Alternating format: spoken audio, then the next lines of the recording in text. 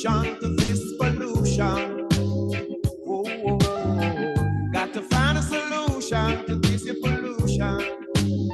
Yeah, got to find a solution to this pollution. Oh, gotta find a solution to this pollution. The poor man I feel it go out. The poor man I feel it yeah. The poor man I feel it go out. The poor man feel it yeah. Gas gone up, bus fare gone up, rent gone up, phone bill gone up, light bill gone up, tax gone up, car parts gone up, and we can't take this bus no. And there has got to be a solution to this pollution. Yeah, gotta find a solution to this pollution. They're growing, gotta find a solution to this pollution. Oh, oh, oh, oh. Gotta find a solution to this pollution. Only the poor man I feel, yeah. The poor man I feel, oh, ah. Poor man feels, I know. Only him feels, yeah.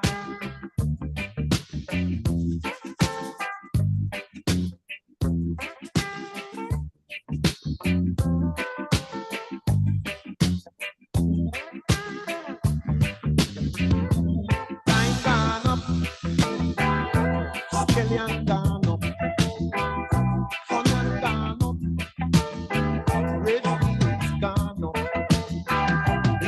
Gone up, chicken gone up, and the parents them angry, cause the baby them hungry, and there has got to be a solution to this pollution right now. Yeah. Got to find a solution to this pollution. Promises won't help. You got to find a solution to this pollution. We've been waiting for a solution to this pollution. Only the poor man I feel it, yeah. Only them I feel it, go out. Only the poor man I feel it, yeah. Only him I feel. I hear the begging for mercy.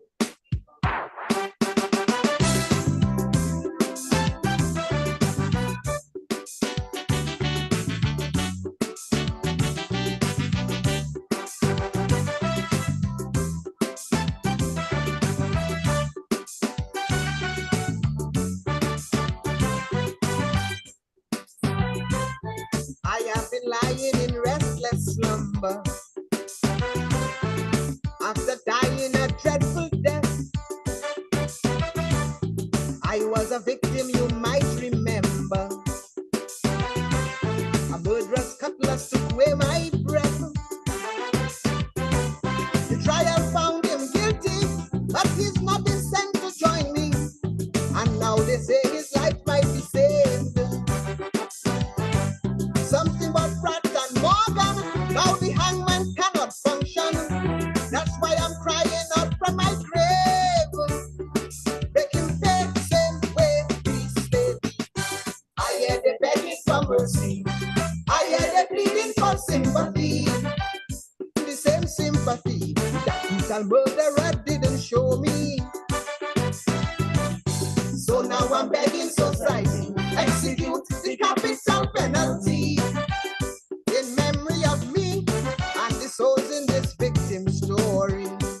Remember me, the murdered one, me, buried dead and gone, me, cut down in my prime, me, and his wicked crime. So when the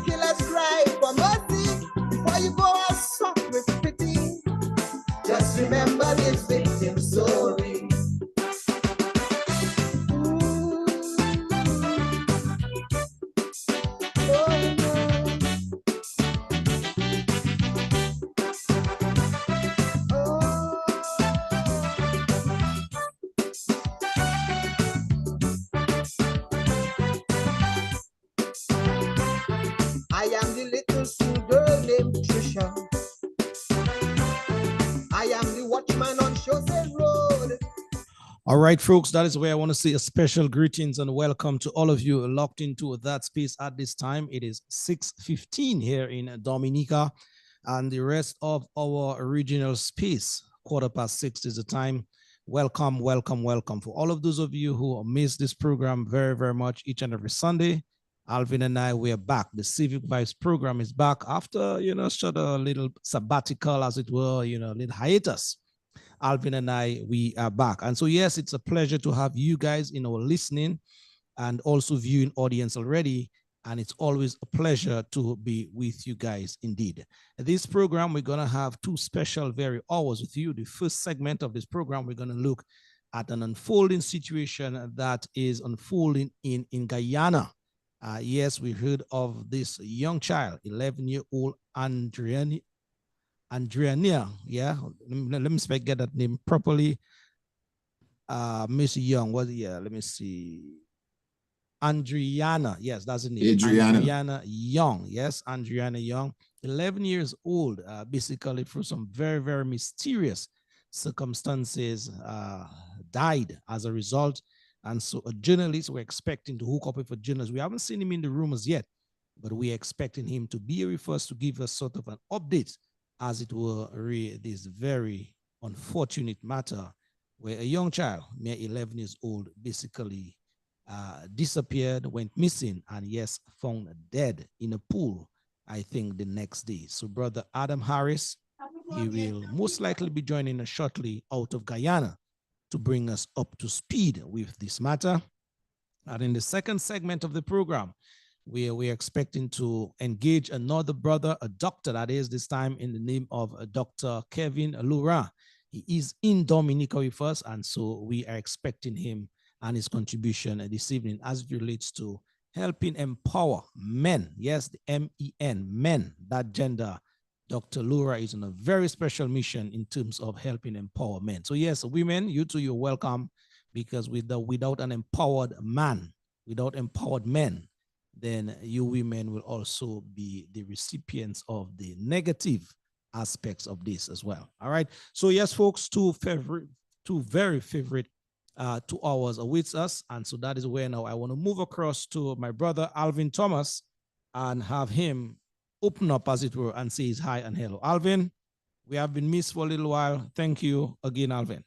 Yes, thank you, Brother Lofty. Thank you. Good to see you and good to be back again. As you said, there was a little leave of absence, and of course, the people have spoken. And the people spoke, and the people asked, well, what is going on? And, sometimes they say you never miss the water till the well run dries. Indeed. And so the civic well ran dry for a while, and the people spoke and said, no, they can't have that happening.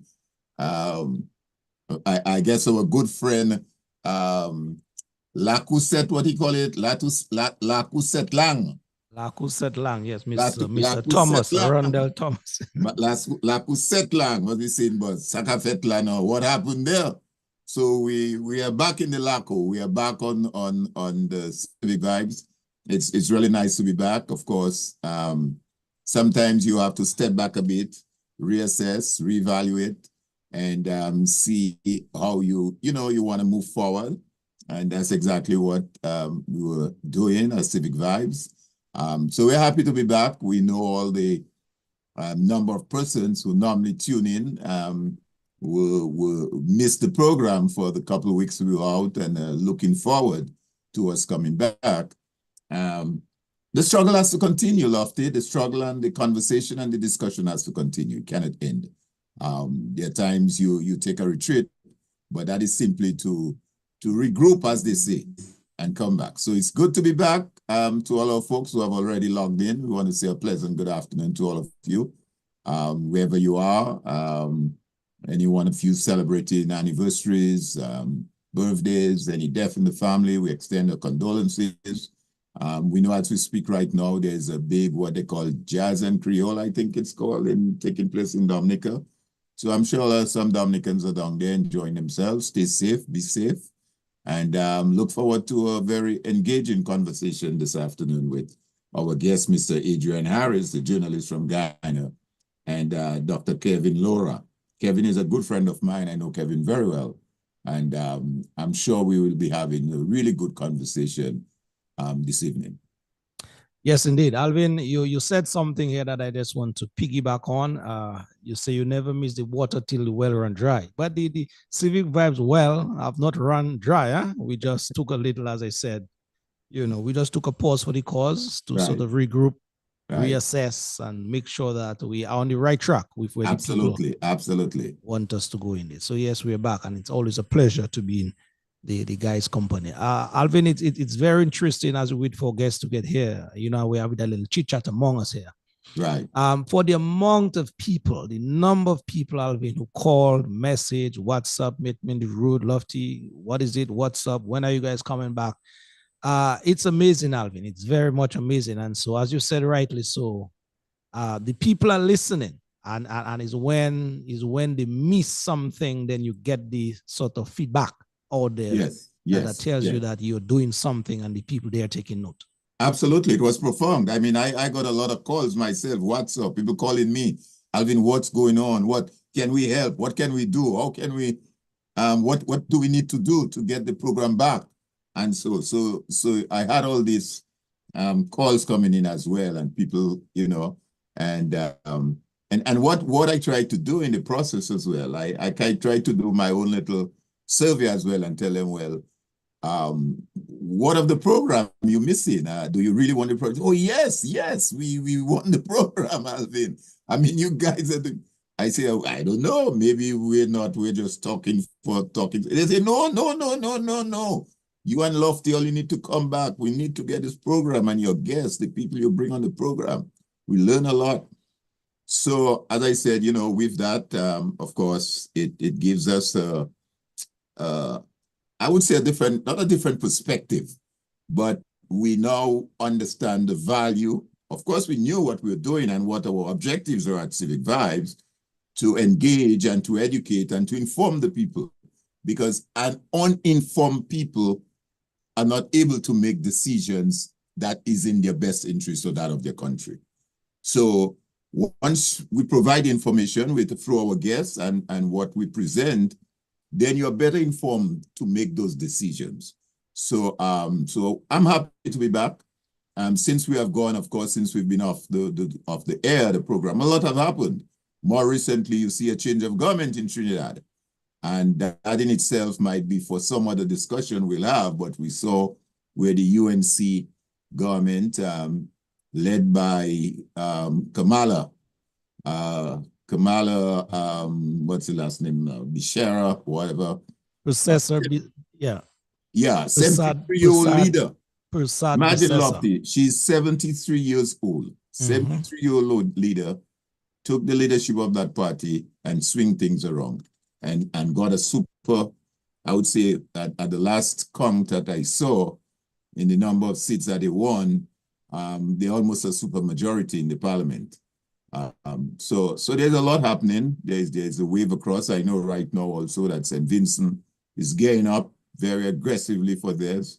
And I'm sure there are others that are going to come on stream. So a lot has happened. And it's really good to be back and to engage with our folks again. And have those kind of conversations. Yeah, in true, I mean, let me just recap for those of you maybe just tuning in at this time. Yes, the Civic Vibes program. Yes, we are back, and we are happy to be back with you guys. Just sort of having a little chit chat before our guests get here. Our guest, journalist Adam Harris, out of Guyana. We are expecting him to make his entrance here anytime soon to give us an update on the matter that, if not all of you have been following for the past 3 weeks or so, when that thing unfolded, where an 11-year-old child went missing, first and foremost, in Guyana after going into a hotel. That hotel name is Double D Hotel, I believe, in the Tushen area in Guyana. Basically, that child disappeared from there. And the next day, she was found floating in a pool, unalive, as it were. And so Mr. Adam Harris, a journalist, will give us, sort of an update as to where that case is at. I can tell you a lot of moving parts in that case. Persons sent on leave, persons resign, a lot of emotion over there in our sister country, Guyana. We also had a situation in Antigua as well, where you know, missing persons in Dominica we have, and it's a sort of a trend in the region. So that is why we always want to, you know, sort of talk about situations like that, because I think by talking about situations like that, then results can be had in certain of these very, very unfortunate situations, especially where our young children, they are concerned indeed. Alvin, I think we can give our listenership and viewership a treat tonight in terms of going through that list that is there already. Some persons are commenting already.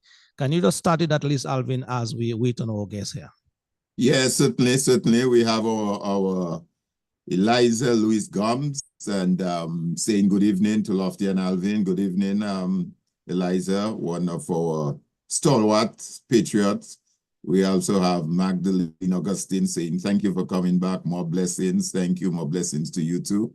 And we have Jean-François Francis. Good night to all. Good night. Good night. Simeon George. Good night. Good to be back. Certainly, it's a pleasure to be back. Arlene Pierre saying blessed evening to all. Been a while. Yes, it's been a while. And of course, we have Susan Bernard. We say good night, my people. Good night to you, Susan. And Henrietta James. Good night, lofty, strong soldiers, and Mr. Alvin. Blessing. Thank us always. Florida with love is watching. So you have folks all the way down Florida who've patiently waited. Dana Philbert Peterson, good evening.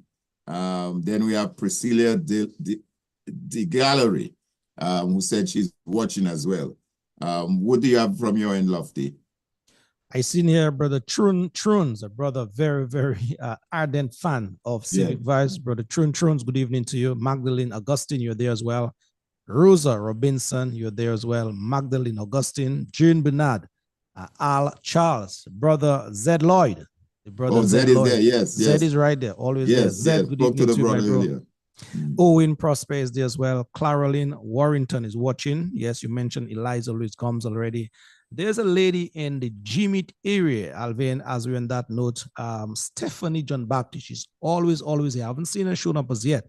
But her husband passed, I think, sometime last week. She called me and told me that very unfortunate news. Yes, he passed at the hospital. And so, Stephanie, condolences to your family, friends, and loved ones at this time. We at Civic Vibes, we condole with you at this time. Yes, on the passing of your dear husband, indeed, a former police officer in the Commonwealth of Dominica. We also have Edith John watching as well. You mentioned Simeon George already. Anitha Adams Bernard, you're there. Henrietta James. And this lady is always there as well. Marvella Defoe. Yes, Alan Pierre, Suzanne Bernard. The list goes on and on, Alvin, in terms of the names that are here. Dana, yes, good evening to you, Dana. Always good to have you on board. Marvella Defoe, Juanita Prince. You mentioned the gallery already, and so the list continue to build here.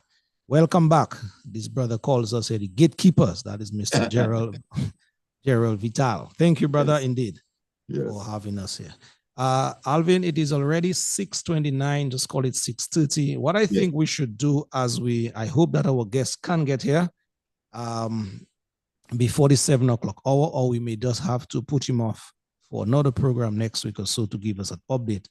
But in preparation for tonight's program, then I just want to, and I guess when he gets here, if he gets here, he will polish up that information for us. But in terms of the chronological order of things, how things panned out, and is still panning out in Guyana as it relates to this young child's death, very unfortunate death.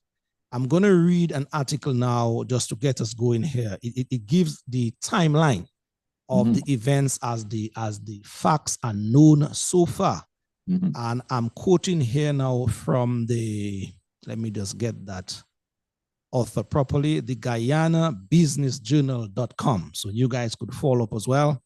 It's the GuyanaBusinessJournal.com that I'm reading from.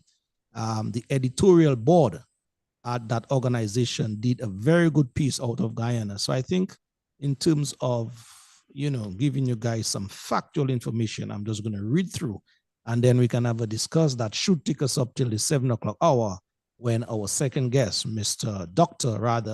Kevin Lura, is expected to engage us here. It says here, Guyana Business Journal editorial, Adriana Young's death demands transparent answers and independent justice. That is how that article is headed here. It starts by saying the tragic death of 11-year-old Adriana Young at the Doubleday Hotel in Tucson has shaken the nation's conscience and exposed once again the profound deficit of trust in Guyana's institutions. In the aftermath of this preventable tragedy, the facts now known must be clearly stated and urgent questions they raised must be answered.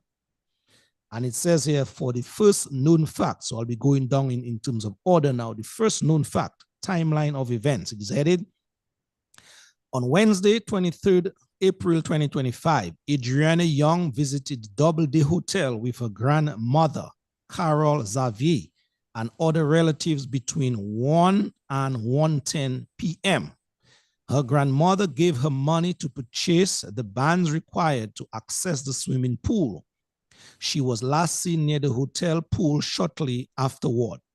Following her disappearance, family members conducted an urgent search and notified the Tucson police station at approximately 3:30 p.m. Her body was discovered floating in the very same hotel pool around 10 to 10:30 a.m. on Thursday, 24th April, nearly 20 hours after she was reported missing. Number 2 is entitled Physical Evidence and Suspicions of Foul Play. Medical personnel and police on the scene observed visible injuries on Adriana's body, including bruises and swelling of her face and limbs, deepening concerns about possible assault before her death.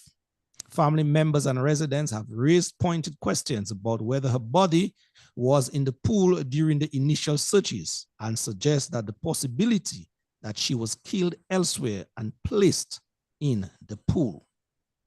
Number 3 fact says here, initial police response and misinformation. The Guyana Police Force initially reported that CCTV footage showed Adriana entering a red and black Toyota RAN registration PSS 4684, which allegedly drove toward Vreed and Hoop. This information was later retracted after review, with the Guyana Police Force acknowledging the error and launching an internal investigation into the accident. The premature release of this false information has severely eroded public confidence and raised fears or either gross incompetence or a deliberate attempt to mislead. Fact number 4. The Doubleday Hotel is no stranger to controversy. In 2012, a young mechanic was found dead in the same pool under suspicious circumstances. The hotel's owner and a staff member were charged but later freed. This historical backdrop has intensified public outrage and raised questions about whether the hotel's interests have been properly protected in the past. Fact number 5. Citing concerns over neutrality and transparency, Adriana's family rejected a government-hired Barbadian pathologist, Dr. Cara Paul, represented by attorney Darren Ward.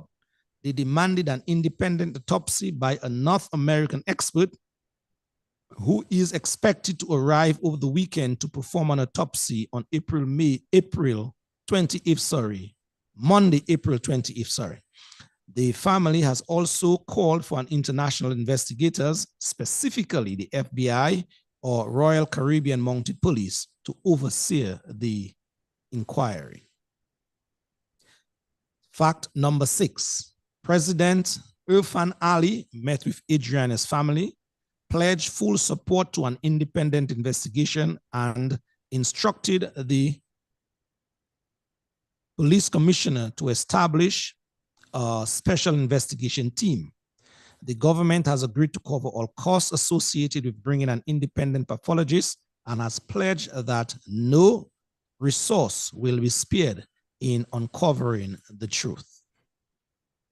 Fact number 7.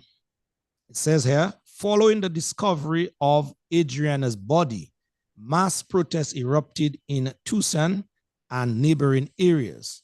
During the unrest, fires were set at the W Hotel and the residence of its owner under circumstances that remain under investigation. Protesters have continued to demonstrate, including a 12-hour standoff outside the Lura police station on Friday, April 25, demanding justice and accountability. President Ali, after affirming the right to protest, you heard that, Alvin? President Ali, after affirming the right to protest, has warned that the destruction of property and road blockage will not be tolerated. Fact number 8. In recognition of serious institutional failures, Region 3 Police Commander Khalid Mandal was officially reassigned on Friday, April 25, 2025 to Regional Division Number 4B. Assistant Commissioner Mahindra Swinarayan has been appointed as the new commander for Region 3. Authorities have questioned multiple individuals connected to the hotels, including the owner, Mr. Bola, hotel employees, security guards, police officers, and a swimming instructor. The death of Ms. Young is not only a heartbreaking loss to her family, it is a stark indictment on the systems meant to protect Guyana's citizens. It is a national test, a test of whether we still have the institutional will and moral clarity to pursue the truth without fear and or favor. Guyanese citizens are not merely mourning the death of a child. They are demanding answers about the safety of the children, the competence of the institutions, and the integrity of leadership. To restore public trust, to honor Adriana's memory, and to ensure justice is done and seen to be done, 6 critical questions must be answered. Question number 1. How did Adriana Young disappear from the hotel premises without immediate detection, despite being under the family supervision and hotel security? Why was her body not found during the initial searches of the premises, including the pool area? Question number 2. What are the precise circumstances, timeline, and cause of Adriana's death? Specifically, what explains the injuries noted in the body, and was there any foul play involved? Question number 3. Why did the Guyana police initially release incorrect information suggesting that Adriana had entered a vehicle and left the premises? And was this as a result of negligence, incompetence, or intentional misinformation? Question number 4. What lapses, if any, occurred in the hotel security protocols, staff actions, and surveillance systems? And are the owners and staff complicit in any misconduct or cover-up? Does the previous death at the same hotel in 2012 indicate a pattern of negligence or worse? Question number 5.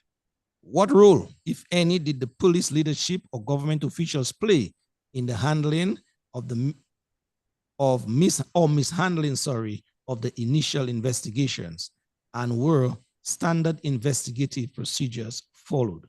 Question number 6, which is the final question here, it says, what independent mechanisms, such as North American forensic pathologists, FBI, investigators, or others, or civilian oversight bodies will be implemented to ensure a transparent and impartial investigation and restore public trust? The final paragraph here reads, in this moment, Guyana stands at a crossroads. Justice must not only be done, but it must be seen to be done. Anything less would be betray Adriana, her family, and the future of our nation. Again, this text that I just read, it was penned by the Guyana Business Journal editorial board indeed. Alvin, so far, so good based on what I read here. What are your initial thoughts, Alvin, based on what I read here? Let me just say, Lofty, based on what you have just read and what I listened to, it's a very well thought of detailed article on the situation as it relates to this young lady's death in Guyana. They seem to have raised a number of issues in the article in terms of what would have led to that horrific death of this 11-year-old child. Mm-hmm. I guess the one question, or the one question that would sort of encompasses even all of the 6 that you concluded with is, what would be the motive? I mean, she's not to say, well, someone, I don't know, and I'm saying this very cautiously, a high profile. So you could say, well, someone who they were trying to rob for monies, or the wife of the husband or the child of a well-known person that they're trying to kidnap and in the process kill. The question remains, therefore, what would be the motive? What really is the motive for that? And the whole the dots are not connecting. The fact that she went into the hotel, the fact that they said when they looked she was not there, the fact that they subsequently found her in the pool with injuries to her body, and even the whole question, one would imagine that on a property like this, a hotel, that there would be surveillance cameras all over the hotel. I mean, you go in any one of those hotels, the hallway has cameras. The only place you may not find or will not find a camera is in the guest room, in the room of the guests. But outside of that, there are cameras in the hallway, in the staircase, the elevator, the pool area, the grounds. I mean, you name it. There are usually cameras on the grounds, and any suspicious activities would be captured on those cameras. Now, again, they talk about the manner of the investigation by the police and what came out and what not come out. The question again that would tie into the motive: have the authorities been able to confiscate, if that's a better word to use, the security equipments of the hotel? Because when situations like that happen, and it is so suspicious or wanting, the first thing that the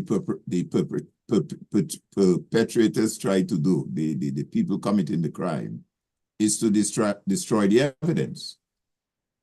And if I don't know, I'm just speculating now, if there is some involvement from persons at the hotel, then the question remains: have they been able to secure the security cameras and the footages and all of that, so as to assist with the investigation? So it's a very unfortunate incident, a very unfortunate situation as it occurred with this young lady.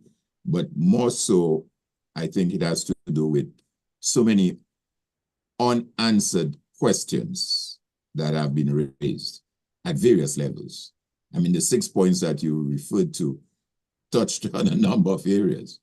And at the end, like the article itself ended, in the end, justice must not only appear to be done, but actually done in the Editorial lady. And as I say that, it brings to mind our own situation we had in Dominica just last year. It was a year before, I believe, when this young lady, what's her name again? That is counting on 3 years, Alvin. Kanisha 3 years already? Oh my God, wow. June 7th of this, you'll give it 3 years. June 7th, 3 years this year, yes, Kanisha.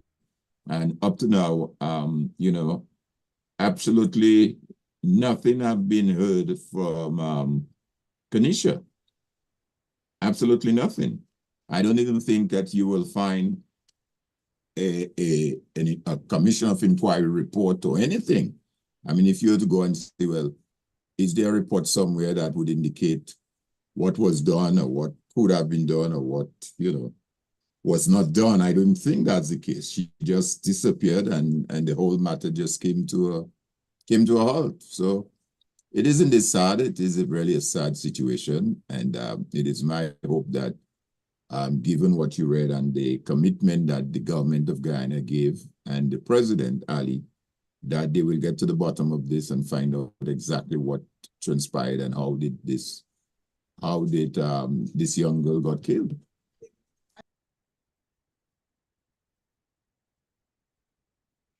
Yes, yes, indeed, Alvin. Thanks for your input there, folks. Just in case you want to call in or make your voice be known or whatever it is on the program, I just pinned the numbers in the chat so that you can get hold of these numbers. They are 245-2396 and also 615-9470. Just in case you want your voice to be heard right here, based on what we are discussing. Alvin, yes, that is a very, very unfortunate situation that it is still unfolding here. The young child, 11 years old, went into that hotel, as the facts is known, with her grandmother about 1 o'clock, and then she basically just disappeared, vanished, and the next day found her body lying in the pool.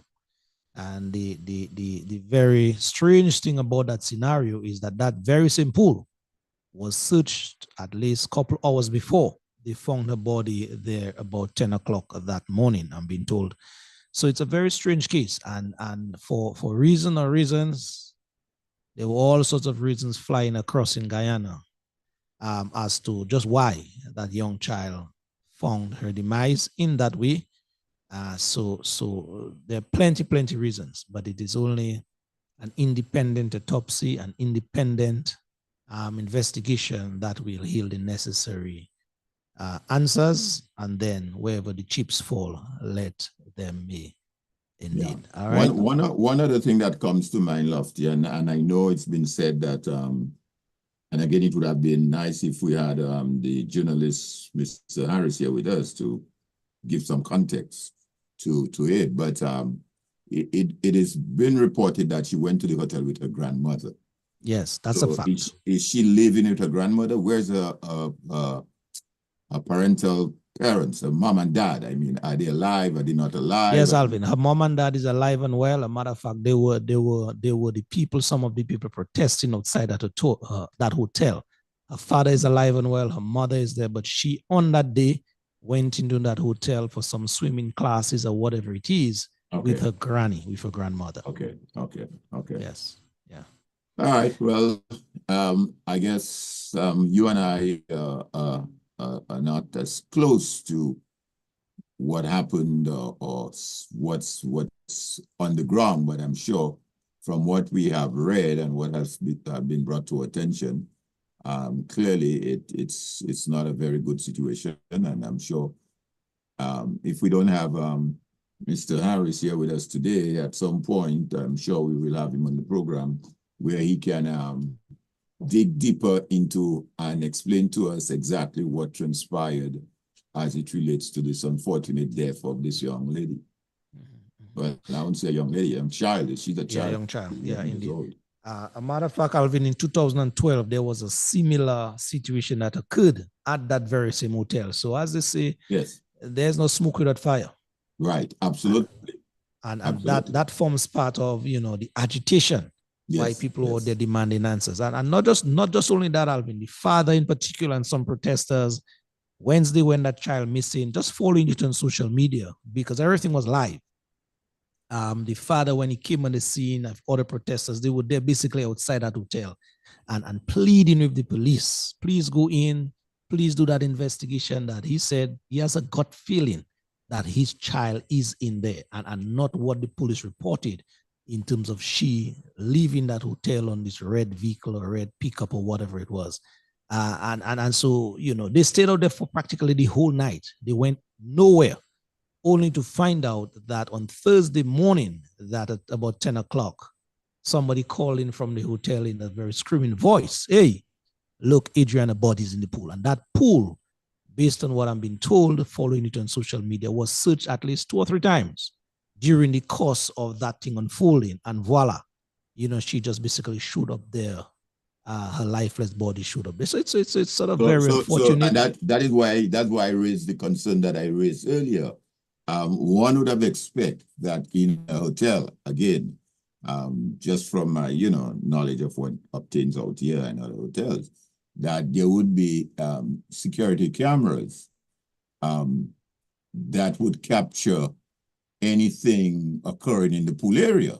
Well, let me just tell you something about the security cameras, Alvin. Yes. Unfortunately, Yes. the owners and even the police said, well, it wasn't captured in that piece. I wonder why, but based on me following it when it was unfolding, cameras at that security system, for some reason they were not working. As to why, I don't know. But wow. I heard you mention camera system twice, even 3 times. So let me just tell you straight up. Coincidentally, they were not working. They were not working. They were not working. Wow, that's interesting. So that you have to rule out for now. Wow. Yeah. In terms of getting anything on those cameras. So there's a lot of dots to connect. True.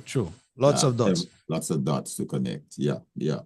And as a result of that, Alvin, the hotel was set ablaze. Yeah. Some persons, for it, some persons against it. People, right.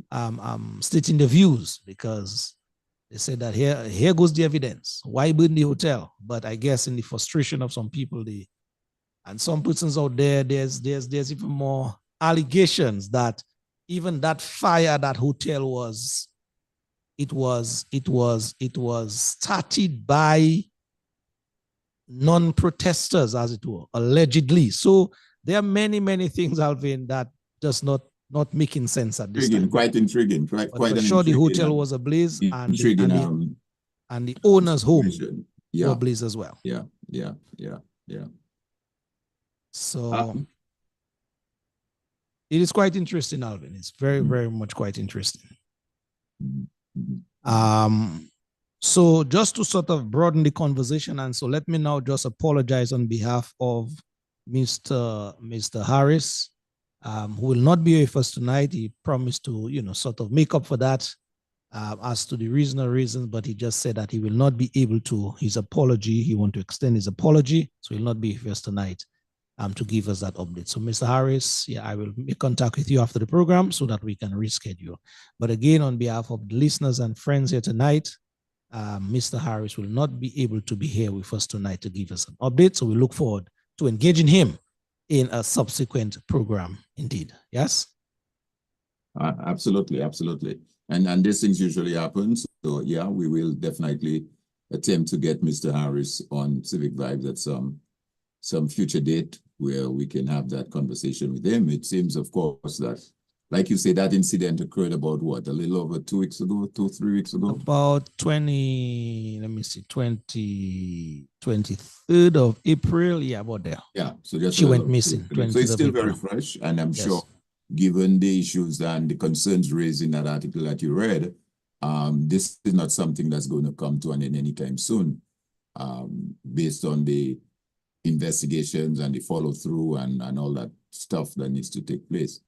And of course, what I didn't hear in the report, since I guess it is still an investigation is still undergoing, no one has been even arrested or brought in for questioning. That wasn't mentioned in the article. I didn't hear that. Well, not in the article, but what I can tell you, yes, there were persons arrested. I think the hotel owner, the son thereof, he was arrested, but had to be released on bail. He's out on bail now as we speak. Okay. He cannot leave the country because of the intensity of the investigation. So if you recall, what was he arrested for? For what? What was the charge that he was arrested for? Well, there's no charge yet levied against him. Yeah, so what was he arrested for? But he was arrested basically for the missing and subsequently death of the young child. That investigation is ongoing as we speak. So he was arrested as the hotel owner, being in charge of that hotel, arrested, spent some time, like in our case, I think it is 72 hours, but had to be released on bail whilst the investigation itself continues. But he is on bail as we speak, that I know for a fact. He was told that he cannot leave the country and certain conditions are attached to he being on bail. Other persons as well, they are being questioned by the police, the security officers, some hotel workers. So we just have to wait with bated breath to see how it comes down, when it comes down, and who will be subsequently be charged for that child's death, if any. Okay. One of the things here, Lofty, and I guess maybe that's too we might discuss in a subsequent program. One of the things that I think that comes to mind or surfaces when situations like this occur is I would say the word inability, but the lack of expertise within the police forces to do the kind of investigation that is required. And we saw that in the death of Kanisha, where evidence were compromised, contaminated. They were in the bush looking for her. They moved stuff that they shouldn't move. They did what they shouldn't do.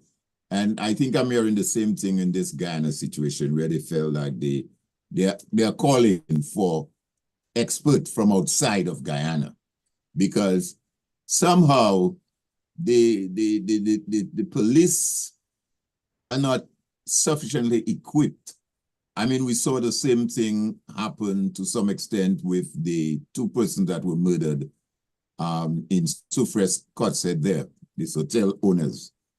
They go into these situations and the evidence is compromised. They don't do what they should do. And that is a problem too. That's a huge problem.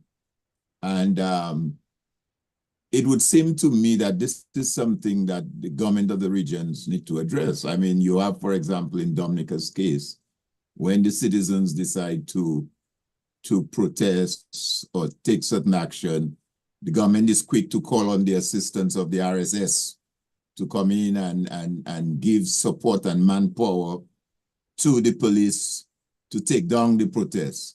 Why won't you, when you have situations like that, they don't call on wherever the expertise is and say, hey, we have this mysterious murder that took place or whatever. We need you to come in and assist the police to collect the evidence, because that is key.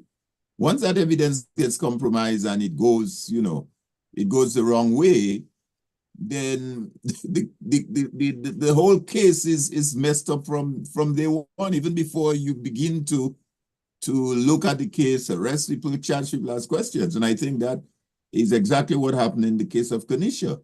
The whole thing just blew out, and it's simply because I believe the police force is not sufficiently equipped to handle situations like this. I don't know what you think, what your thought is on that. Well, yes, Alvin, you're making a solid point here in terms of, the priority of the police organizations in our region. I personally think it is mismatched in that when comes for investigation or investigating certain crimes, then you have this lack, you have this inefficiency, as it were. And you'd see that same police or the same police organizations moving with a certain type of speed for other situations, especially as it relates to, as you rightly alluded to, the suppression of people's rights in terms of protest and standing up and whatever it is, demanding accountability. So there's this sort of mismatch in terms of the work that they're supposed to be doing for and on behalf of the citizenry in need. So yes, I will agree with you on that point.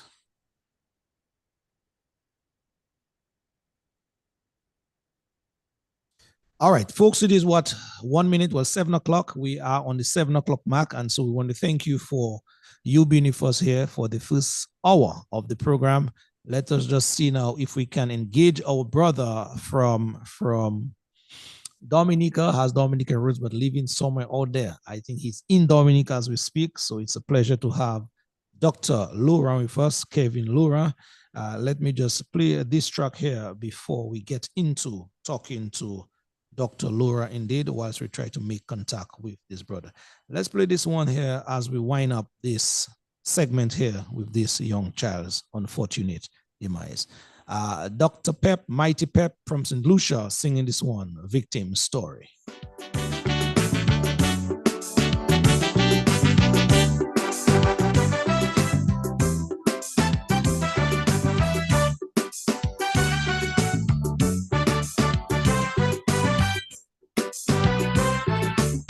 been lying in restless slumber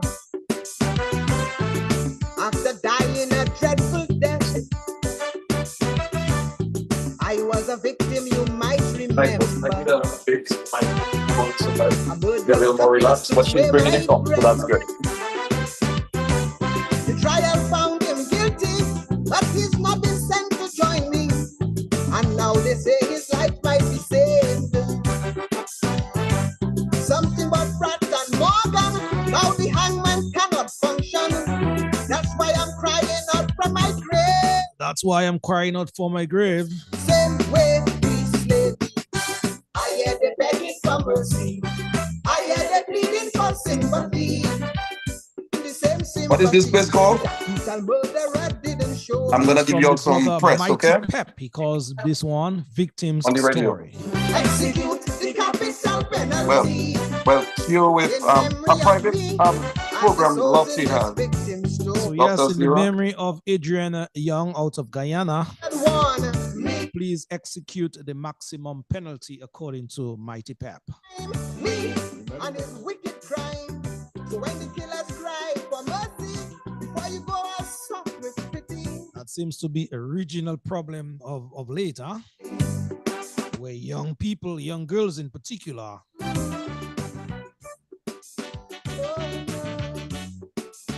just gone missing, and then yes, in most cases, found up dead.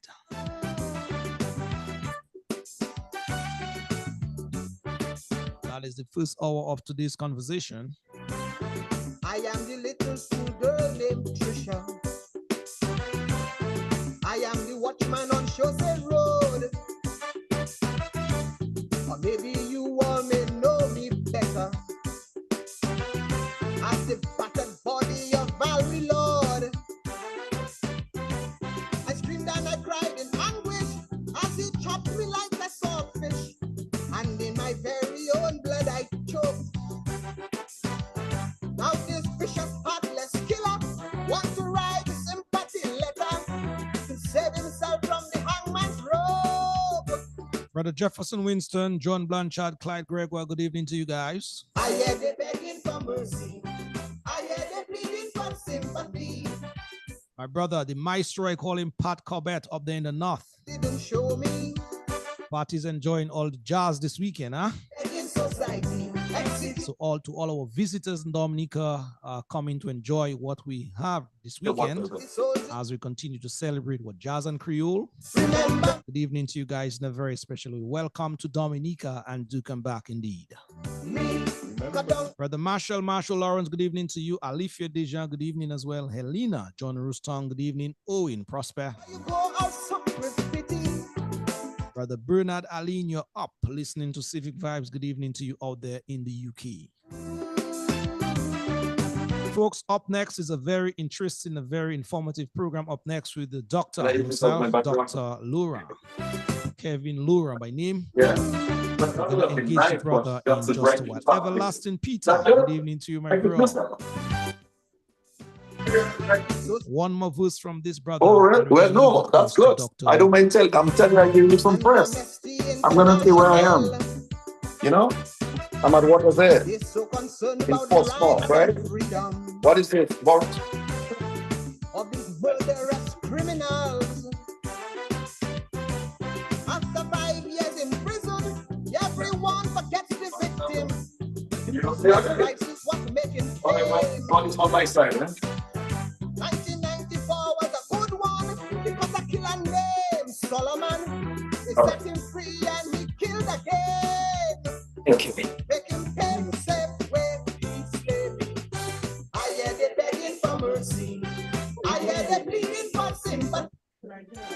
The same sympathy. What a powerful punchline indeed, huh? Didn't show me.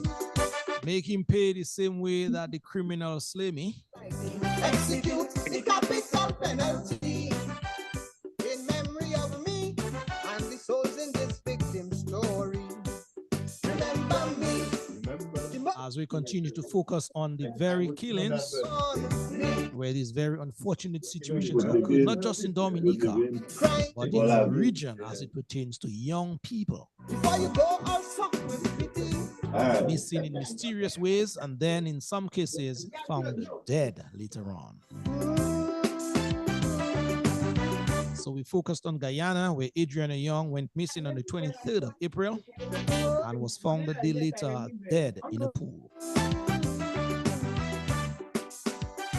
Our guest, Mr. Adam Harris, journalist out of Guyana, could not be here with us today, but has promised to be with us sometime in the future as we continue. So folks, that is it for the first segment here. We're going to welcome now Dr.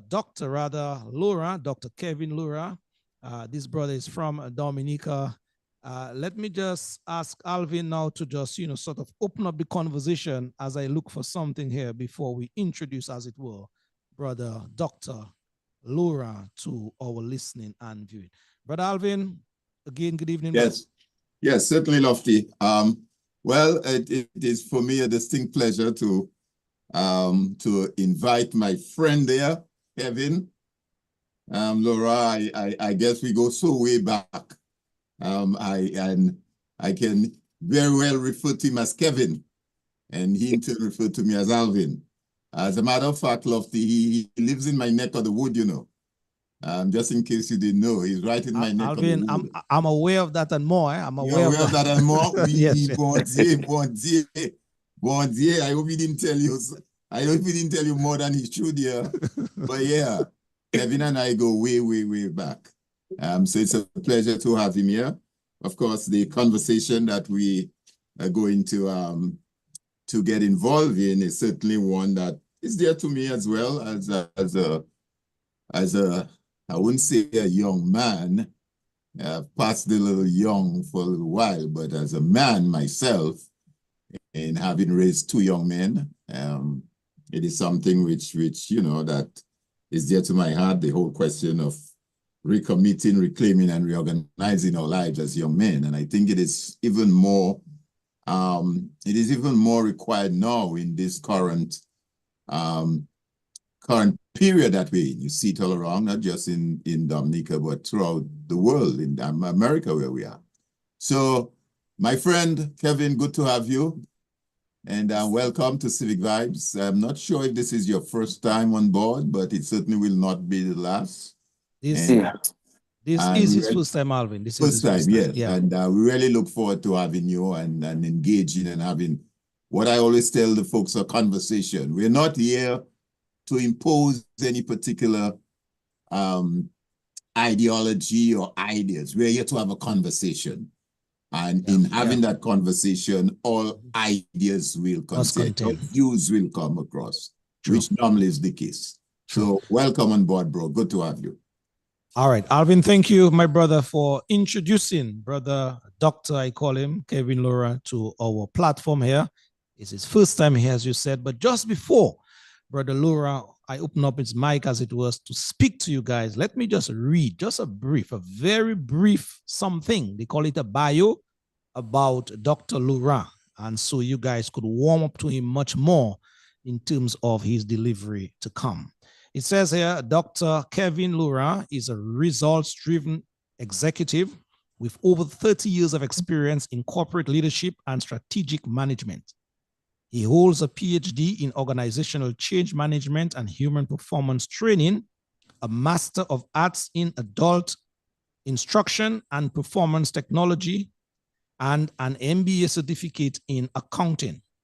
Originally from Dominica, Dr. Lura is the Chief Executive Officer of Top Edge Leadership Solutions, Inc., a university professor of accountancy and a serial entrepreneur with multiple businesses in the United States.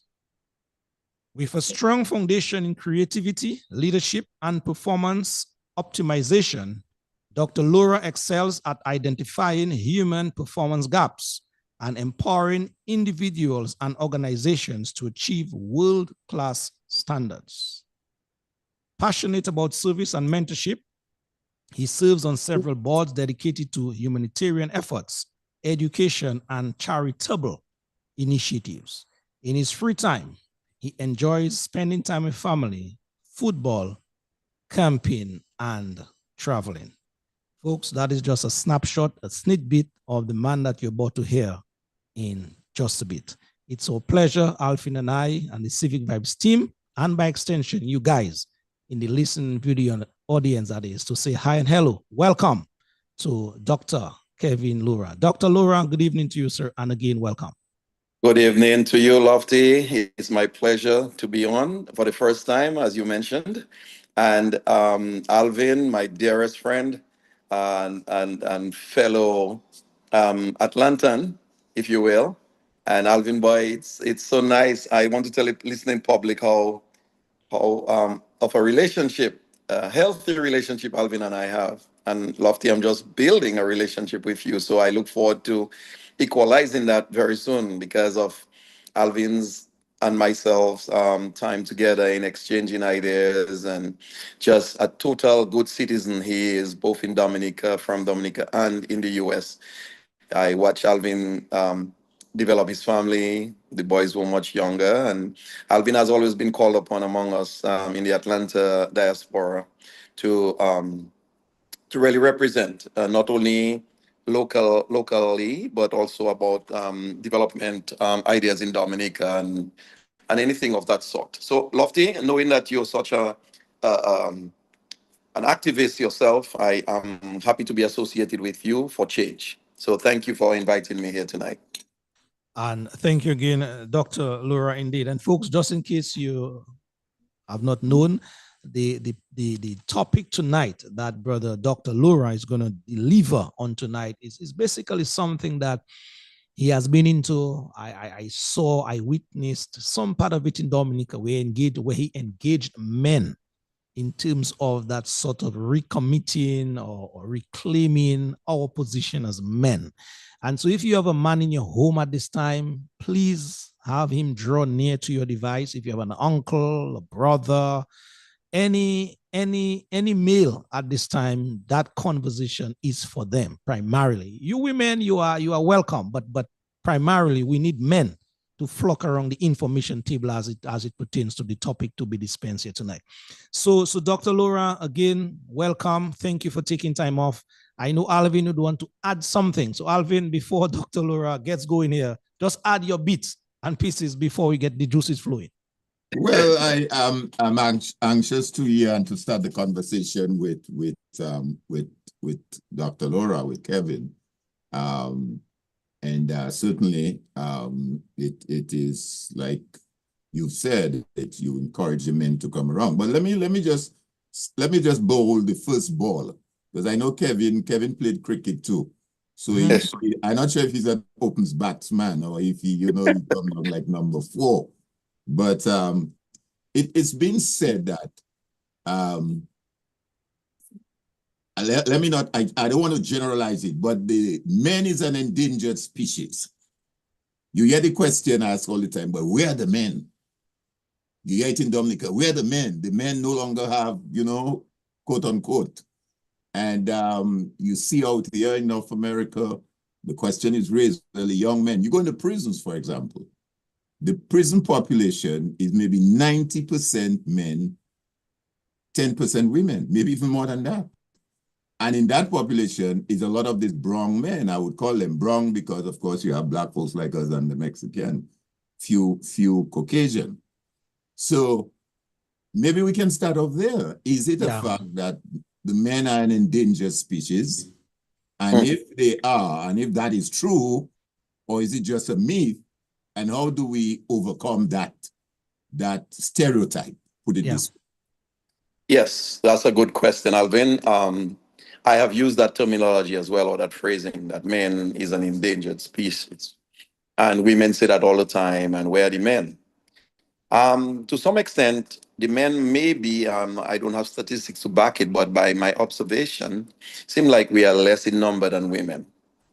However, that does not mean that our being less in number, if that's the truth, make us any less powerful.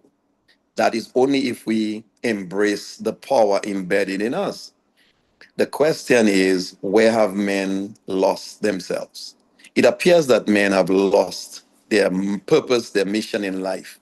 And as a result, that makes us an endangered species from the point of view of lack or absence. When people usually say men, where are the men? They are saying we are absent. We are sprinkled here and there among the ladies, but our power, our effectiveness has been diminished for many reasons. You mentioned a couple of them because of the fact that it seems, especially in North America, you have quite a few men who are imprisoned. You have quite a few men who are not guided, raised by single mothers. I'm not saying that that's always a problem, but that has been shown to contribute to the delinquency of men, young men. It takes a man. It takes a man to train another man. It really takes a man to train another man. You don't have to be the father of that young man, but that's where mentorship comes in. That's where looking out for each other, looking out for your neighbors comes in, so that we could give a helping hand when necessary to train young men. We should encourage young men to observe the totality of their maleness, and that's why I phrase it manhood. The whole series that we have started, which, as Lofty alluded to, we had the first session.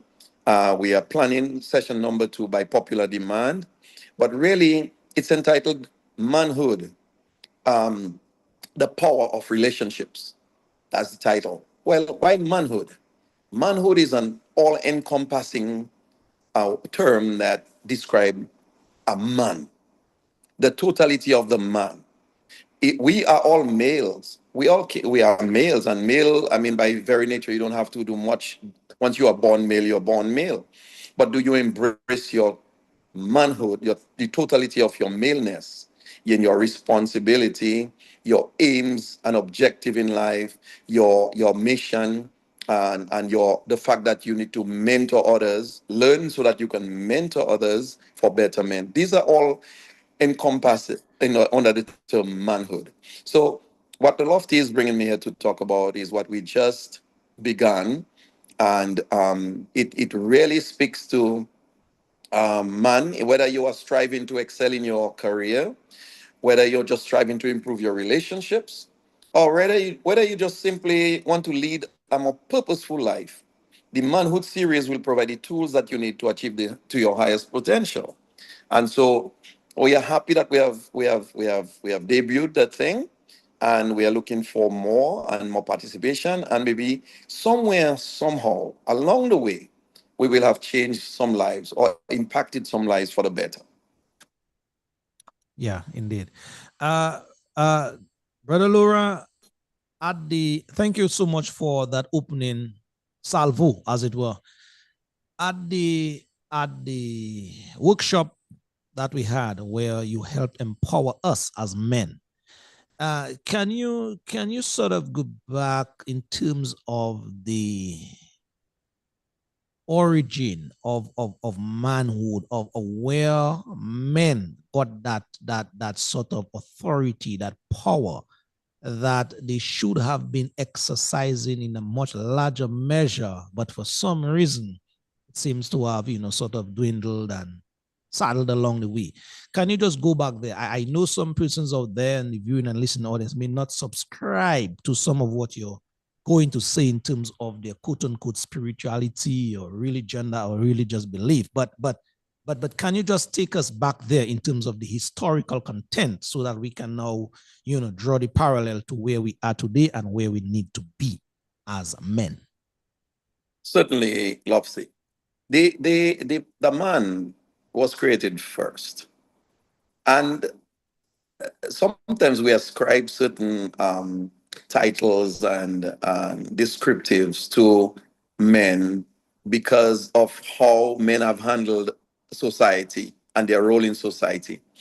There was a time men, it was a patriarchal society we raised up in, especially in the Caribbean, stemming from our African roots, that the man run things. The man run the house, he run everything, the finances. He's the last to say, and whatever he says goes. We know that that is a thing of the past. We know that is no longer relevant, especially in a Western Hemisphere here. This has not proven to work because we have seen the emergence of the power that lies in women. Women are our best ally, our best partner. So for us to have thought that we dominate because of the maleness, it's a misnomer. It's something that we need to dispel. Having said that, though, because for so long, I think men had occupied that space, and to have witnessed the rise and allowance of others to exercise power, I think it dislodged men. It dislodged men who held that mentality that I described earlier. And because men are dislodged, men have lost their way. It's almost like everything is upside down now. In some cases, men have just succumbed and just relegated themselves to nothingness because they don't know how to operate under the new rise of women power. And that should not be. So I believe society is yearning for a coaching session, a coaching mentorship among men to strengthen us or resolve that we should not be um, turned upside down because of the rise of power of women. In fact, we should embrace it and we should look at it as a complement to our existence.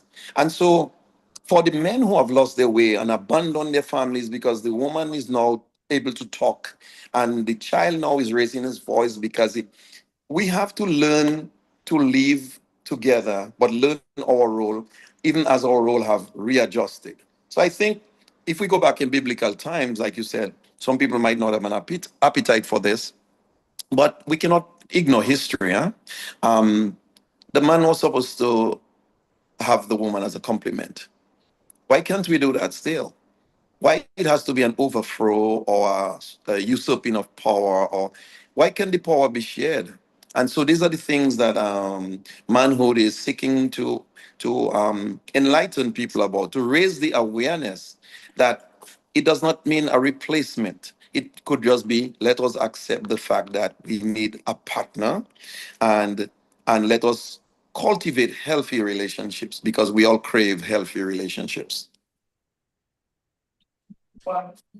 Yes, thank you. Alvin, any further thoughts as we move on? Well, thank you, Lura. Just to sort of piggyback on what Kevin had just said, the evolution or the advancement in society, if you want to put it this way, when now, I mean, women, as you say, are so out there. Growing up, you would hear the being said, well, the woman is protected, she goes to school, the boy has to go and get the grass for the cow, the goats, clean the yard, do all that stuff. And if he misses school, it's neither here or there. And then that evolves. And even now, I mean, you as one who is in your profession, as you know, in the learning profession, do realize too that in the learning institutions now, that's another statistics that we can always validate. There are more women in college now than boys. Mm-hmm. You go to any graduation, check the graduation coming up in Dominica Lofty, do a survey and see how many, I mean, apart from SME, which is an all-boys school, but if you go to the college, you'll find there are more women graduating. If you look at the extramural, the School of Global, whatever they call it now, there are more women graduating out there in various degrees. The men are not there. So I fully understand what, Dr. Lura has said, but how and what do we need to do to shift that? That is the question. How do we shift that and shift it in a way whereby, as you say, men can understand and take their rightful role? And in all of that, I would just stick in there. Does it has to do with we as men and the young ones coming up not understanding our purpose? Okay. Is that for me? Yeah, that's for you. Yes. Okay, good. Just throw this out. Well, yes. That's great contribution here, Alvin. You know, men typically, looking at our fathers and the villagers or the men in our villages, we've always seen them pouring all their energies into others but themselves, right? Their children, they have children. Well, these are men who are responsible. They go to the garden or they go to work every day and they bring the money home. Whether they had an old conventional way of doing it. Bring the money, just drop it on the table, and the wife knows what to do with it. No communication as to how it's spent. He just knows that he's contributing. The children, he would hardly take time to do homework with children because that's the mother's role and all of that. No, I think we men must realize that we came here as boys. Every man was a boy at one time, right? We came in as boys. And like boys, we needed nurturing and nourishing, right? From infant. Who is to say, even if your mother is dead already, you are still a boy grown into a man. You're still a person's son, right? And the learning process of a man continues till his death. We should never stop learning how to readjust what we have already established. Because as time changes, it's important that we also adjust with time in order to maintain relationships. All right. So a boy comes in to this world, he needs mentoring. As he gets older, he does two things.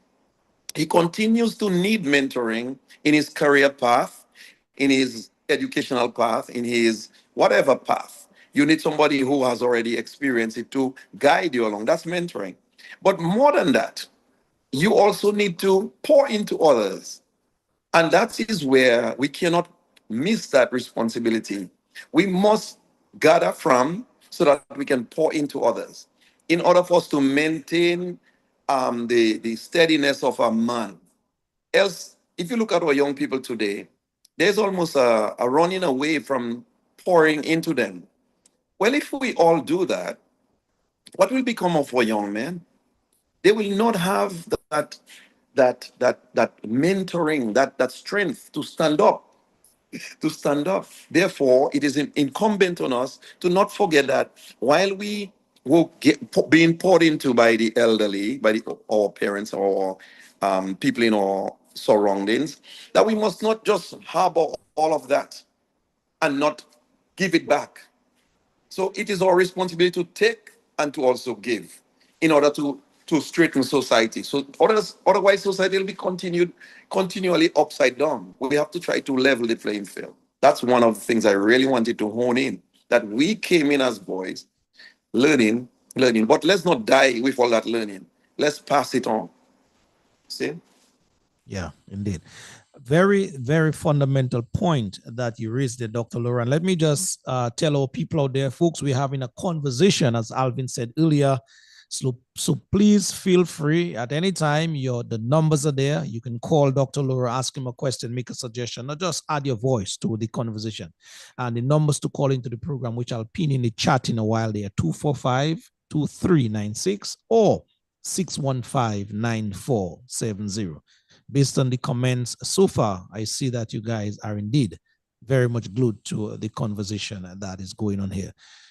Doc, can you just expound on what what should be a man's purpose or a man's role? You talk about, a boy born of a woman.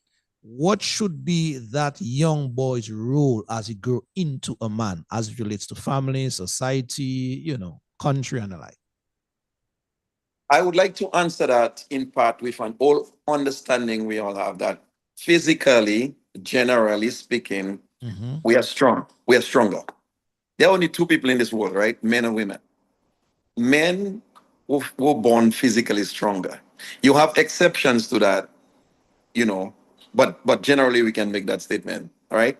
Yeah. And because of that, the making of life, the breaking down of barriers, in a lot of ways, is the responsibility of man. Now, in doing that, you can be misguided and you can cause a world of fire.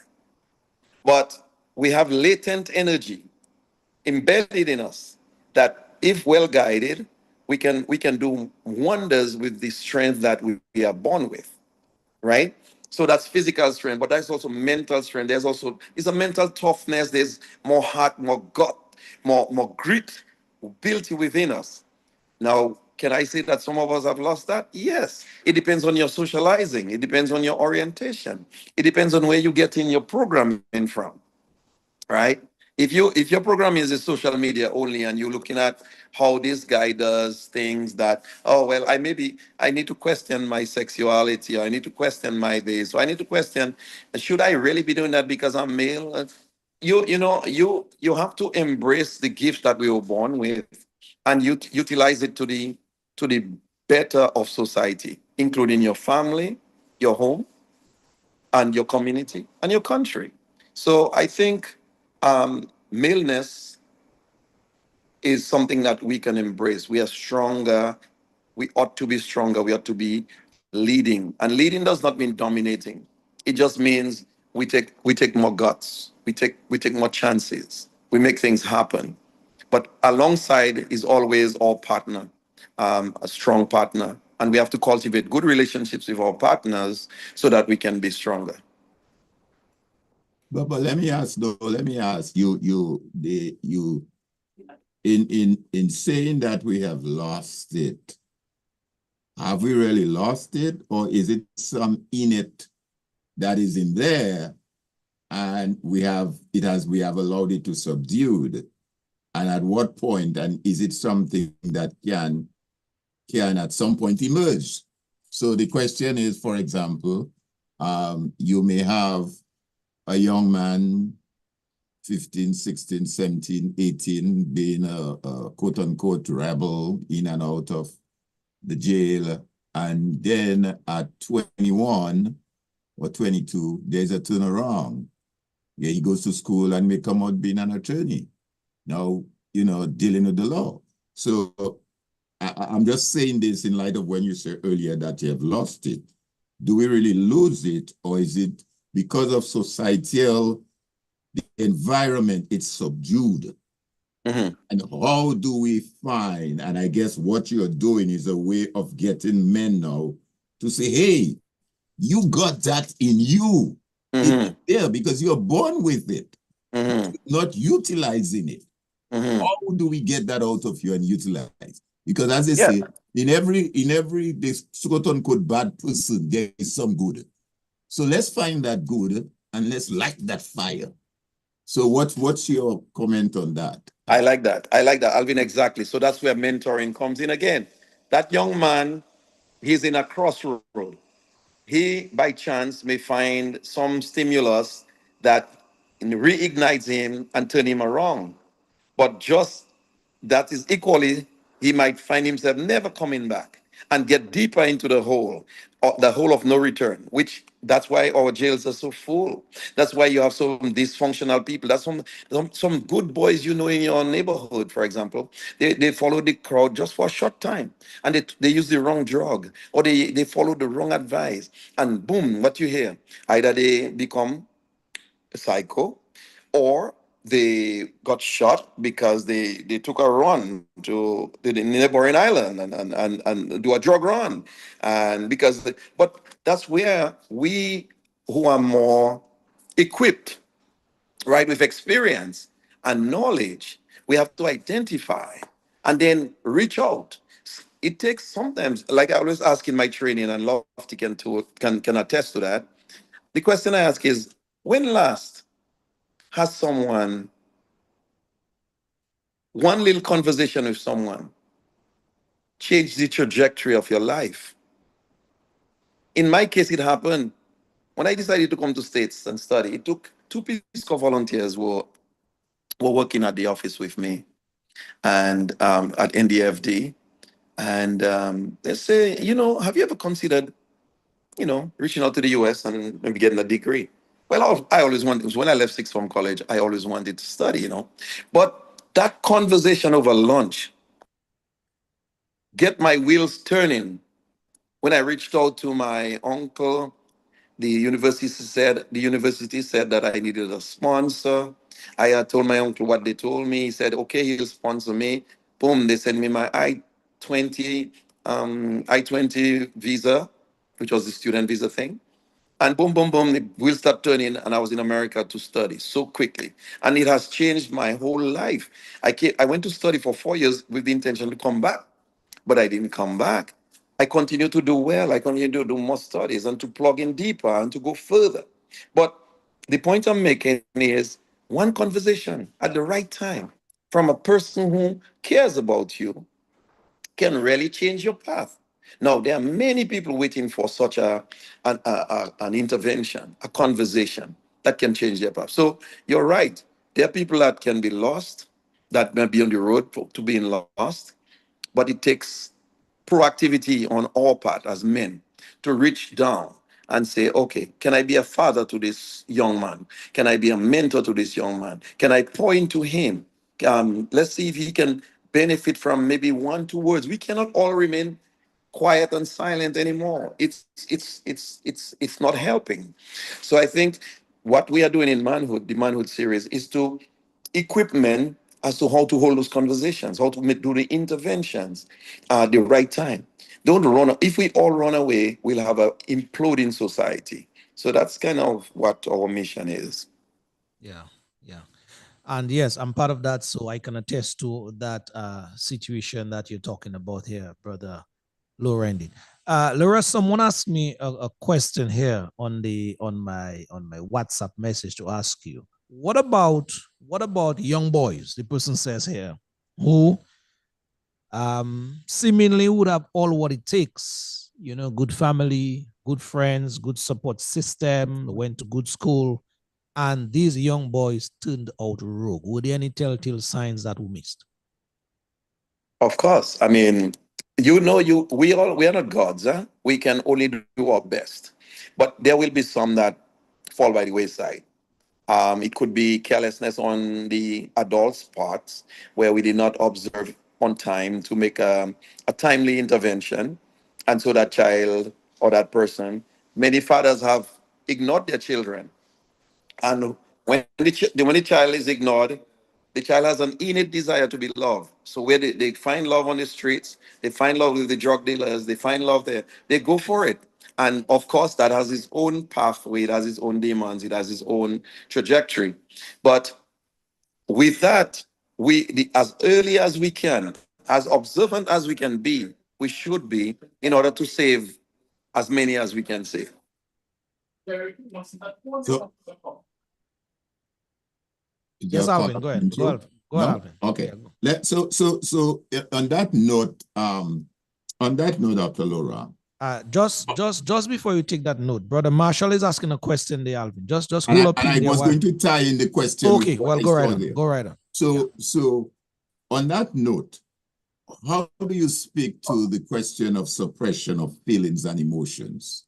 And we hear this thing that a man should not cry, and you suppress all of that. So a man should not show emotion. If you show it, you're considered weak. You're considered feminine, a sissy. Big man like you crying. What's up with you? What's up with that? How do you deal with that aspect of growing up as a man? Well, Alvin, once again, I'll say is our programming. We could write the program of our lives starting today.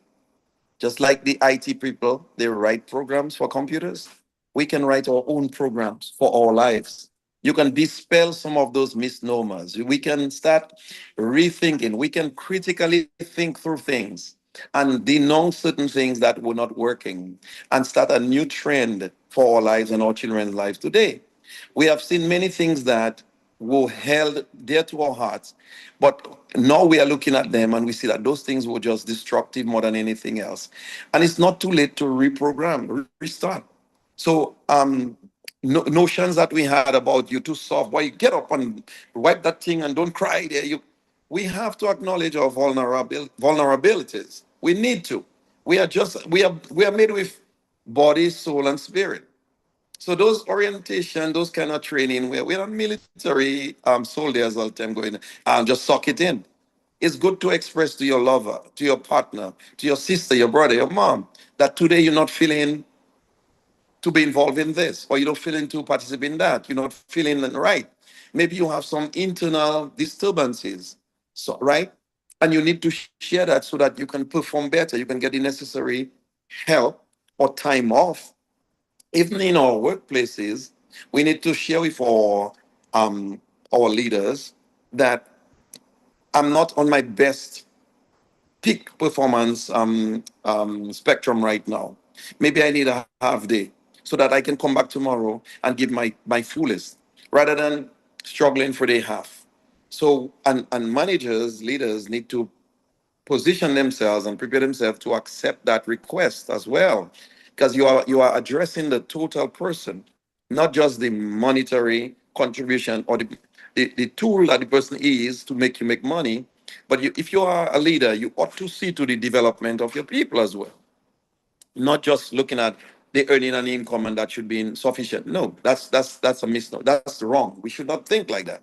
So I believe men should acknowledge their vulnerabilities, their incompleteness, and seek help where we need help, so that we can be a greater whole person.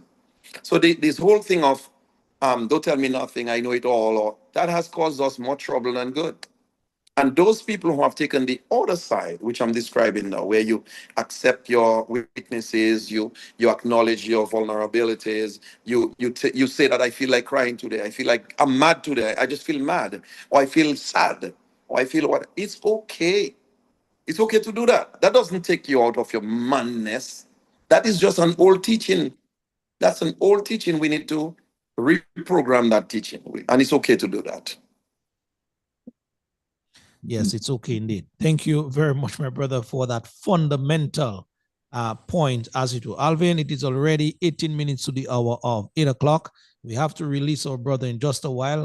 There are many, many more episodes, as it were, with Civic Vibes. But let us just take this track here from Kuju as we give the conversation a slight break in terms of a musical break at this time. We're going to take this number from Kuju entitled Struggles, and we'll be back with Dr. Lura in just a bit.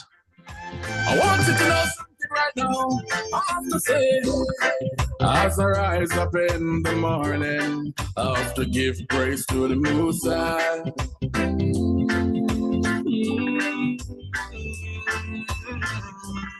Yesterday, you know, I had a bad evening. I tell myself today it's gotta be fine. A very motivating number indeed. Enough of them now I see you make it, but tell them say that's fine. Oh God, some say what has to be must be. What is yours could I never be mine. Just right now, I see that people like to shine. Just make it continue to shine. Want them to know that. Also, no, I know my struggle. I know my pain. That is how some men can relate, huh? No one knows your struggle. No one knows your pain. Knows my heartache. Come out of tears I shed like rain. Some me ask and say, some accuse me, and some me like way. But tell them say that's fine.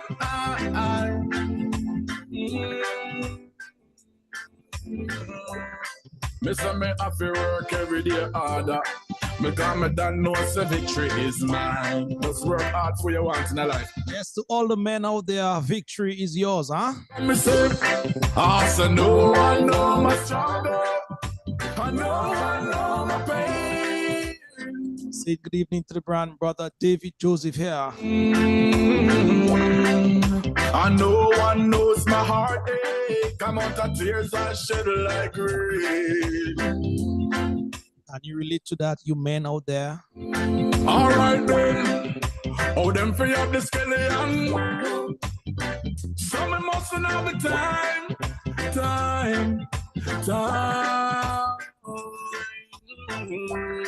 I miss them free up the sugar.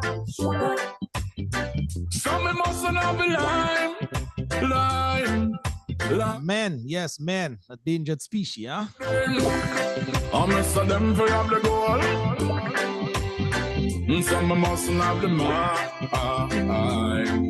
My dear friend Margaret Wallace, you're locked in. Good evening to you. What has to be must be, and what is yours could never be mine. So make God like Stephanie John Baptist, you as well. I want them to know. Also know I know my struggle. We sent out greetings to you a while ago on the passing of your husband.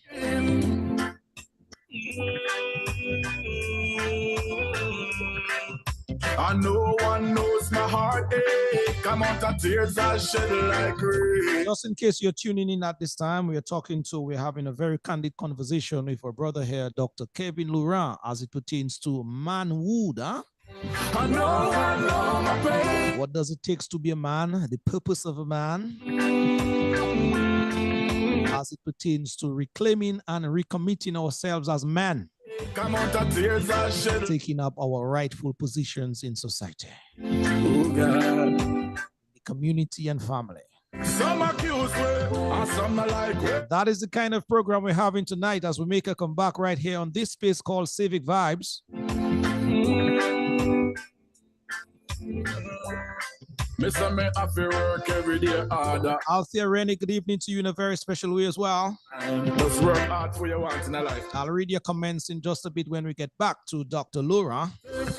Also no one know my struggle. And Brother Bernard Aline and other comments there.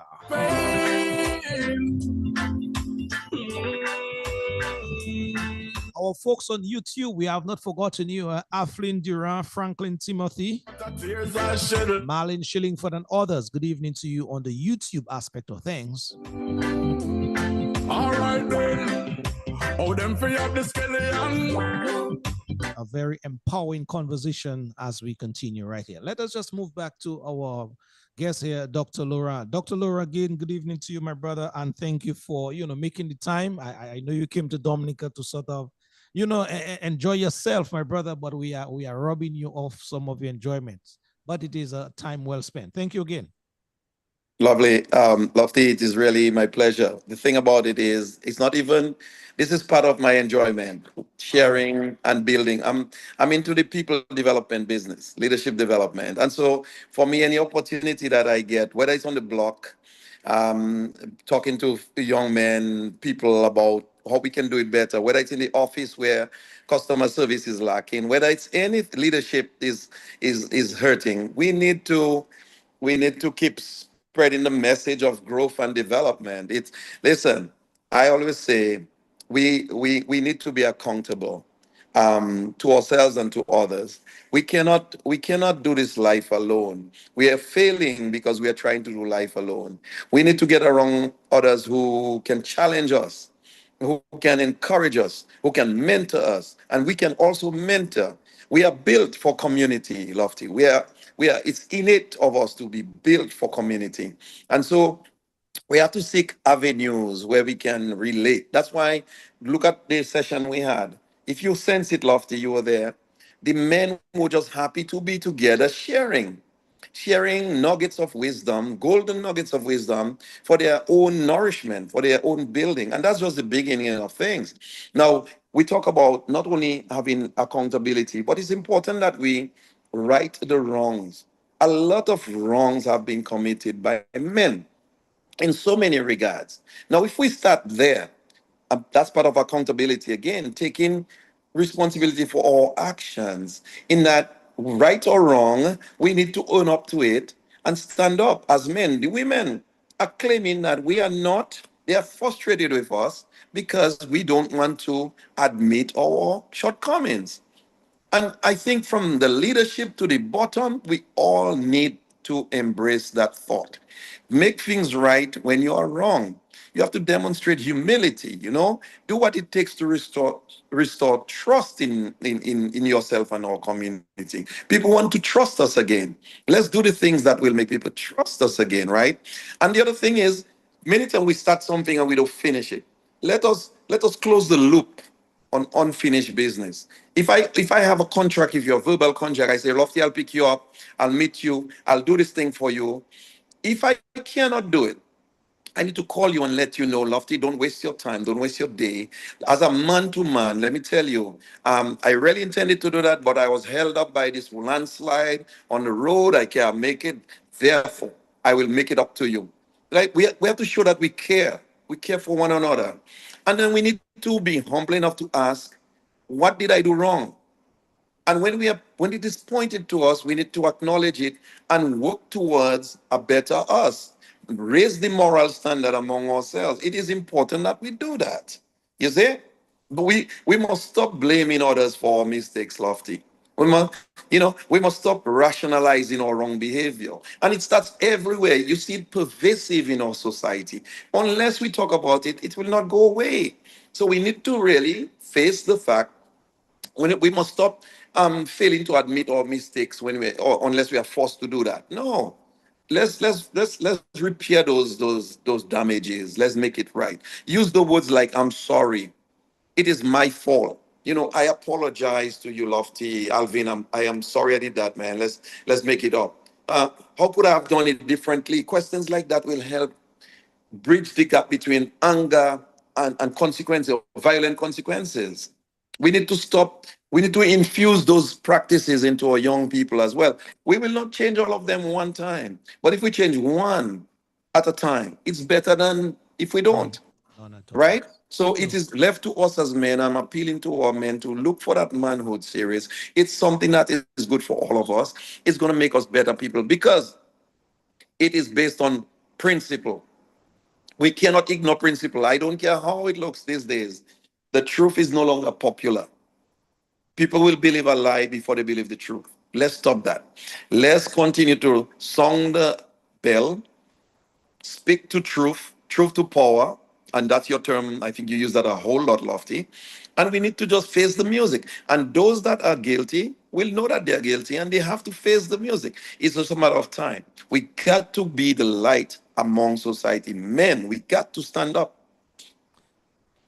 Very, very well said indeed. Very profound thoughts here.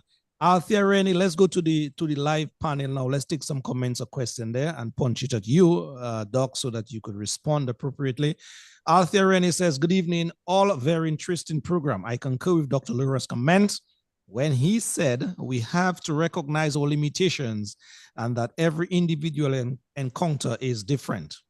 I seek to address the young men who may have been brought up in families that provide them with the avenue to succeed, but instead choose to go a different route. She said, some of these individuals may have accustomed to getting things without having to work hard to achieve it.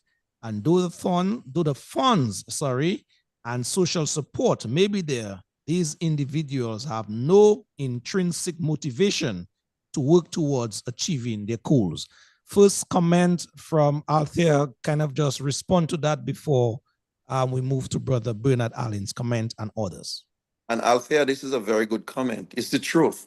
And who holds the people? You see, people, sometimes the kids don't know what they don't know. The young people don't know what they don't know. And if we keep them locked in without exposure, we are not doing them a good service. It's okay for us to engage them and enlighten. Now, our approach to doing that has to be carefully designed. We can't just bubble up. You can't just go on the block and think you're gonna be well accepted if you don't have a right approach to the block. I do it. I walk to the block. I see the young men talking. I know what I'm doing. I come. A lot of them don't know me. They don't remember me. But you have to almost be with them and infuse nuggets of wisdom in them. Now, when you talk to colleagues of mine, don't just be a yes man with your colleagues. Follow their path just because they are going that path. I am a straight fella. If it's not based on principles, I don't think I warm up to it nicely. I just say, we're still friends. I'm not going to follow the masses just because the masses is going one direction. If it's wrong, it's wrong. You call it wrong. So I think we need to have an example of a group of men who set that example so that it can cascade among our society at large. You know. Sure, indeed. Alvin, Yes. brother Alin's comment. You want to go through that? Yes, sure, certainly.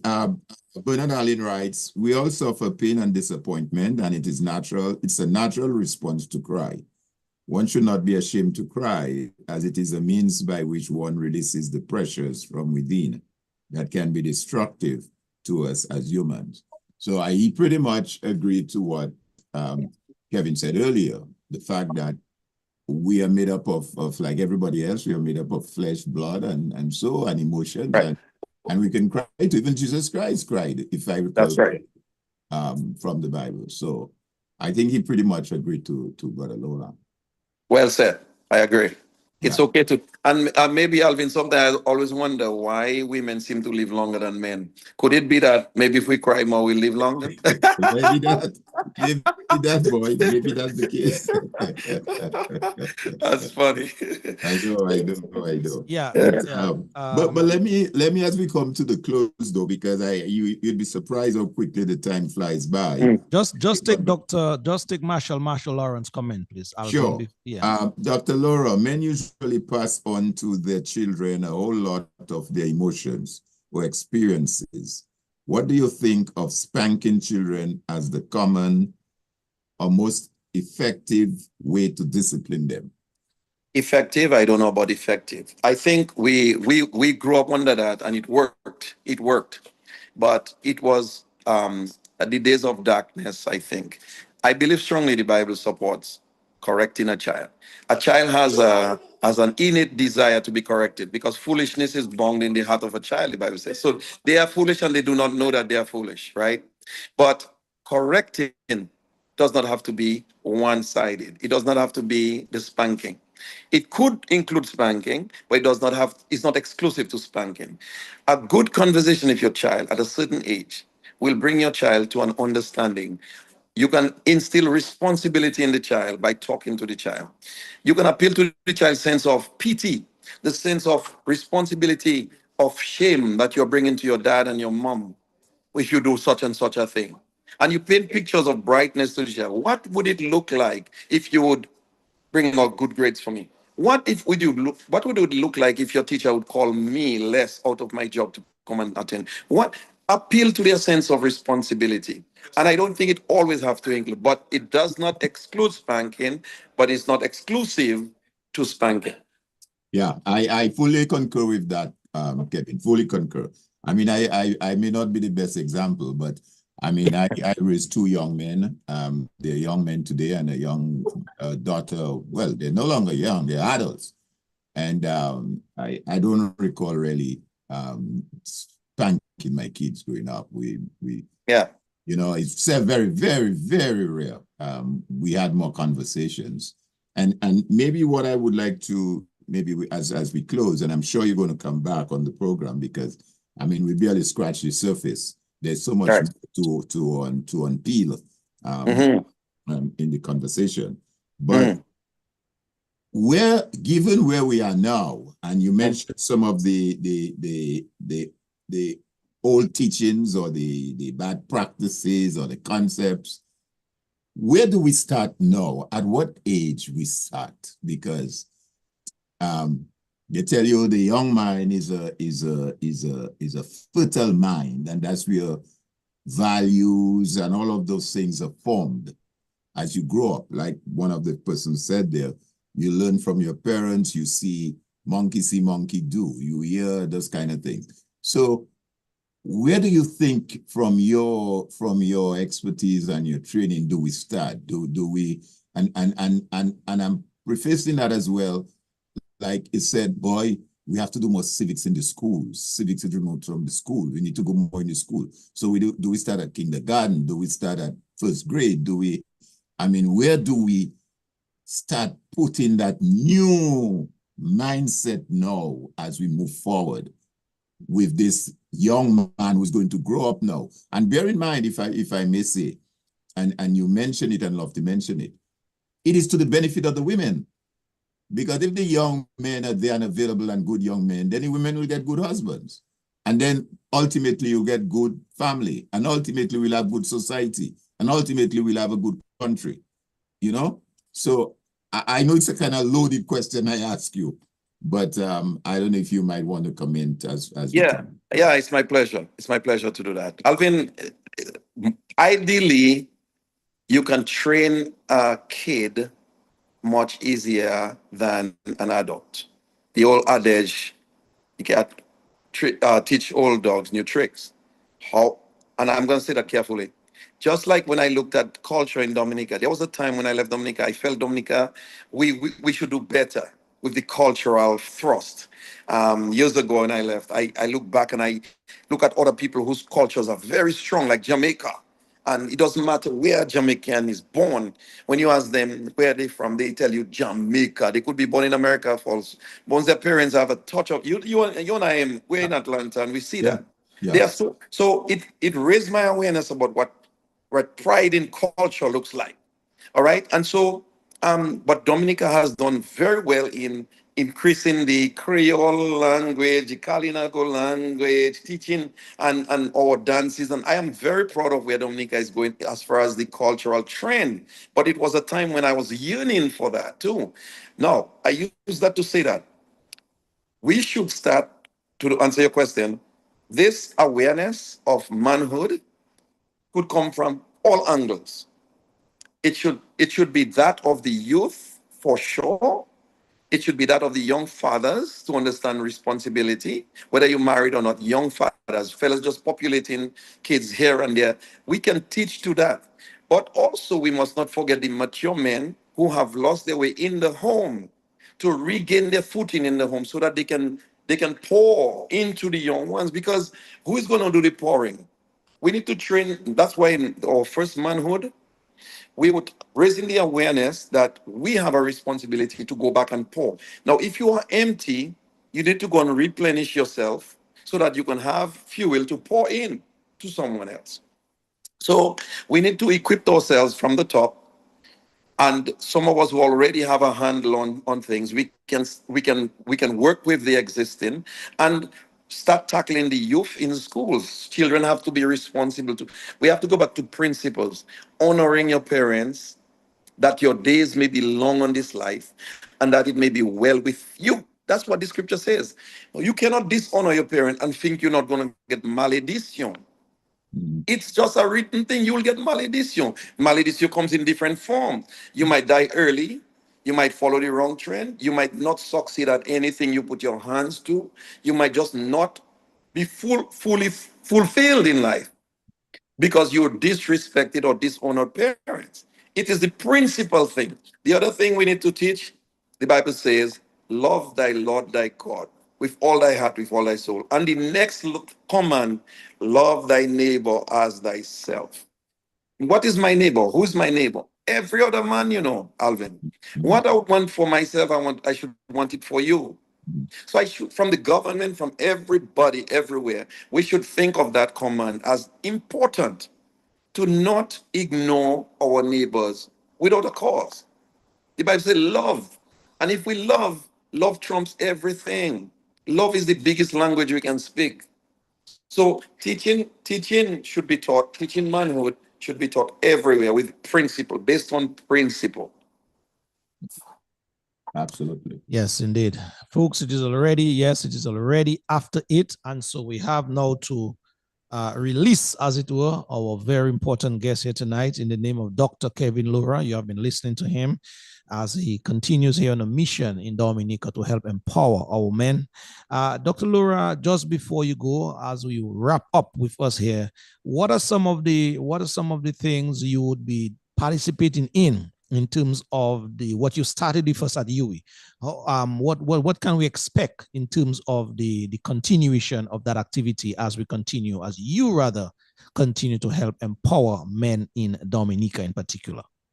So when I started that in my office in America, I thought, let me try this first one to see how it would go. I mean, we asked for 50 men to gather. We had 95% of our capacity, so which was great. And then the feedback coming from the men was important for me to see what are they feeling and how are they going to embrace more. Unanimously in the room, everybody wanted a volume 2, a second version. So we are now working on volume 2 or version number 2 with a different twist. So stay tuned. Lofty. You'll be part of that, broadcasting it. But there's a hunger for manhood too, and so it's coming very soon. Coming very soon. Alvin, final thoughts?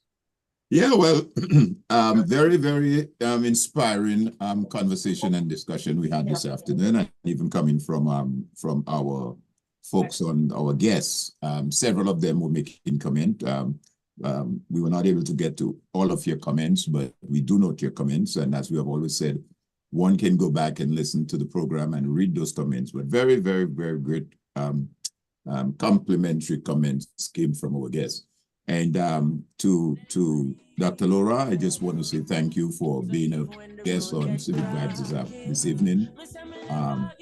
I think there's a lot more to unpack, I'm sure. And as you said, it's an area that I love to myself, Civic Vibes, very much concerned. Thank you. Thank you. Appreciate it. And your role in society. So thanks again. And look forward to having you back sometime again to continue the conversation. Thank you. A lot of youths in life say them can't take the pressure no more. All right, Dominicans, far and wide, that is it. If I go get better, I'm sure. Let me just give Dr. Kevin Lura his final parting words here. Dr. Lura, parting words, we must leave in just a bit. Well, I just wanted to tell you, thank you, Lofty, for having me on your program. Thank you, Alvin, for co-hosting. I'll see you in Atlanta very soon.